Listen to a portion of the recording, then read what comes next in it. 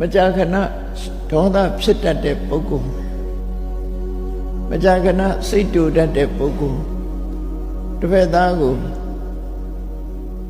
မကျေနပ်မှုနဲ့ဒေါသနဲ့ဆက်ဆံပြောဆိုတဲ့ပုဂ္ဂိုလ်သူ့ရဲ့ပုံရိပ်တွေကရိုင်းဆိုင်ကြမ်းတမ်းတဲ့ပုံရိပ်တွေခဏခဏထင်းလာတဲ့အခါမှာအဲ့ဒီပုံရိပ်တွေအတိုင်းနောက်ဘဝကျတော့အယုတ်ဆိုးချစ်တယ်ဖြစ်တယ်ဘယ်သူမှလှုပ်တာမဟုတ်ဘူး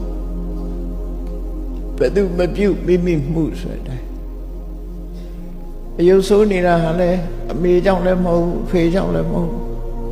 ကိုလို့တဲ့ကံတရားကြောင့်ပဲအယုတ်ဆိုးတာဖြစ်တယ်ထို့တူပဲလူတယောက်ဟာချစ်ပြောရှုပြောရှိအောင်မကမြင်သူတိုင်းကငေးကြည့်လောက်တဲ့စက်တည်ရှိတဲ့ရုပ်ဤဆင်းရင်ကိုရတယ်